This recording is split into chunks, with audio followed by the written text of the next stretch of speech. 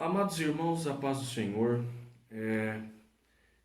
eu estou aqui para deixar uma palavra aos irmãos da nossa congregação, tendo em vista o período em que nós estamos passando. Eu tenho indicado aos irmãos para acompanharem as lives, os cultos, as transmissões que estão ocorrendo na sede, mas como o vosso pastor, né, estando pastor, né, sendo evangelista, mas estando como pastor nesta congregação, eu quero deixar aqui para os irmãos algumas palavras no decorrer da semana de meditação, de reflexão e que o Espírito Santo possa falar melhor ao seu coração.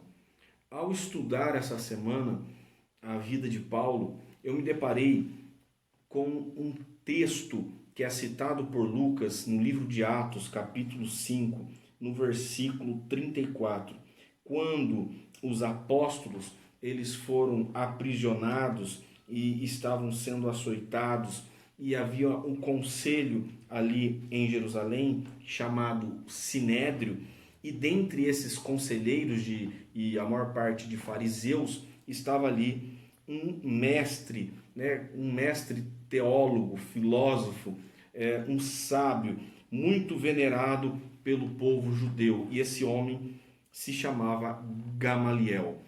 Interessante que muitas vezes é citado que Paulo foi discípulo de Gamaliel, e nós não temos noção, né, desta sabedoria e profundidade de Gamaliel.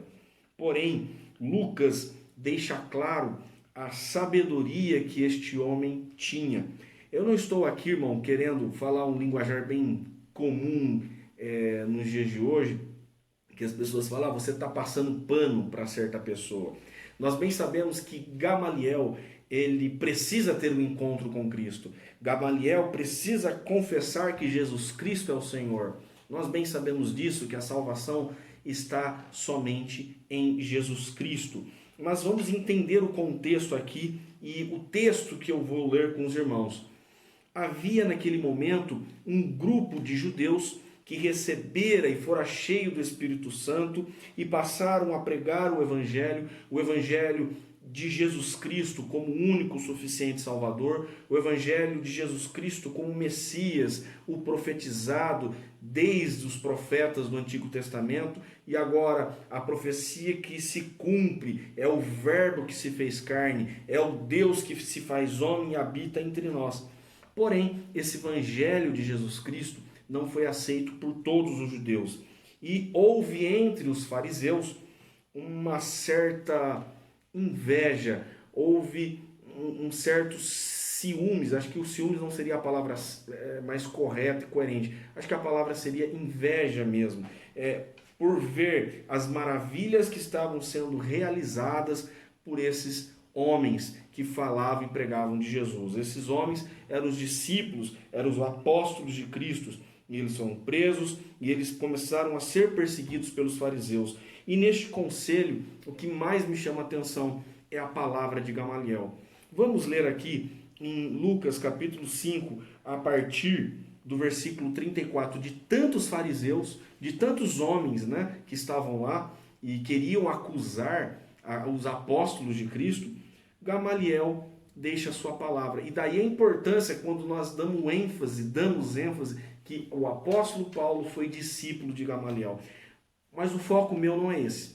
Vamos ver o que ele tem a dizer aqui, o que nós podemos extrair dessas palavras de um homem que nós não vemos ele falando de sua conversão a Cristo, mas ele deixa uma palavra de uma pessoa que tem zelo e temor a Deus. Vejamos aqui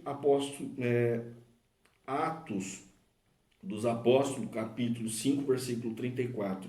Mas levantando-se no conselho um certo fariseu chamado Gamaliel, doutor da lei, venerado por todo o povo, mandou que, por um pouco, levassem para fora os apóstolos. Esses apóstolos que eu estou falando aqui, amados irmãos, que foi citado no versículo 34, eram que estavam agora sobre a avaliação, sobre o julgamento dos fariseus ali no Sinédrio.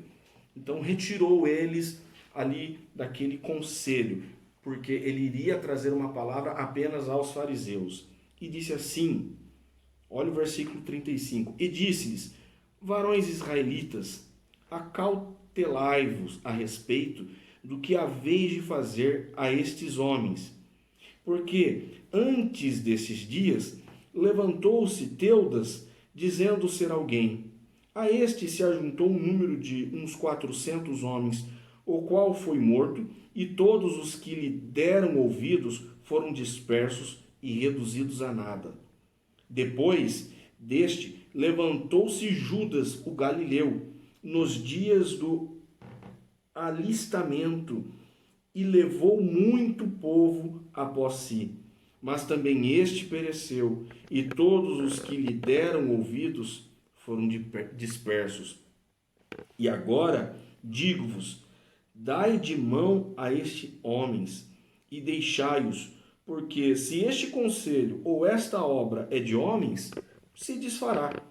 Mas se é de Deus, não podereis desfazê-la, para que não aconteça serdes também achados combatendo contra Deus. Isso aqui eu termino no versículo 39, no livro de Atos, capítulo 5. Então, do versículo 34 ao versículo 39, nós vemos aí a fala, né, a apresentação de Gamaliel e sua fala. O que ele quis dizer em outras palavras? Resumindo aqui, irmãos israelitas, já houve outros homens que se levantaram e agora nós não temos nem notícia desses homens. Homens que tentaram fazer rebeliões, homens que levantaram com as suas ideias, com as suas filosofias, homens que vieram tentando revolucionar. Mas foi apenas um movimento poeiro, foi um movimento que foi apenas uma febre, uma onda, né, repentina, que chegou, causou alvoroço, mas já passou. Agora, estes homens, eles estão fazendo a mesma coisa? Se esta obra for de homens, ela vai passar. Mas e se for de Deus? Ele coloca este questionamento aos fariseus ali naquele momento. E se essa obra for de Deus? Porque se ela for de Deus, ela não se desfará. E se ela não se desfizer, nós não podemos lutar contra esta obra. Não há nada que possa impedir o realizar dessa obra, porque se ela é de Deus e nós estivermos lutando contra esta obra, nós estaremos lutando contra o próprio Deus. Veja, é um homem que ainda não se converteu a Cristo, mas ele sabe que se Deus estivesse, se Deus está no meio daqueles homens que está realizando este trabalho, que são os apóstolos do Senhor, é claro, vai ter evidências, vai ter fruto e o trabalho vai permanecer. Irmãos, isso já faz 2000 anos. Os fariseus, será que ouviram a voz de Gamaliel? O próprio apóstolo Paulo, que antes de se converter, não foi tão fiel à voz do seu mestre, pois o mesmo recebeu cartas do sumo sacerdote para ir matar os cristãos, para ir atrás dos cristãos.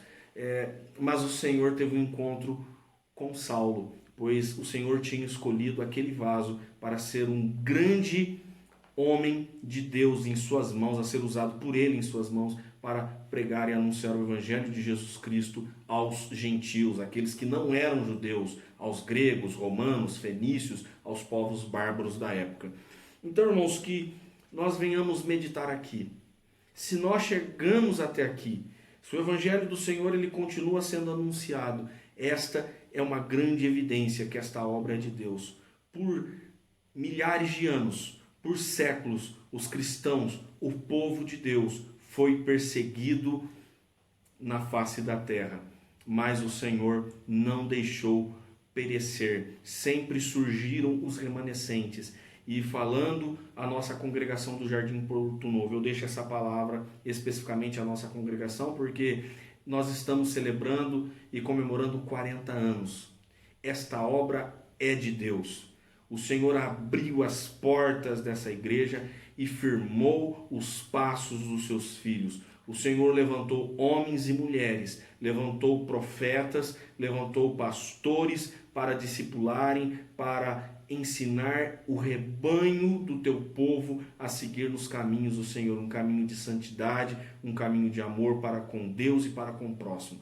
Esta palavra que eu quero deixar aqui para todos os irmãos, esta obra, ela é de Deus e ela confirma através dos frutos que Deus tem feito florescer, frutificar no meio do seu rebanho. Eu quero deixar aqui esta palavra, que o Senhor vos abençoe, que as mãos de Deus estejam estendidas sobre a sua vida, que o Espírito Santo console o seu coração, a sua vida, nesses dias que não tem sido fácil, e que a fé que foi dada por Deus através do sacrifício de Jesus Cristo permaneça em seu coração, esperando até o grande dia da vinda do Senhor, a qual nós o veremos face a face. Fique aqui a minha saudação, esta palavra. Tenha uma boa noite na paz do Senhor.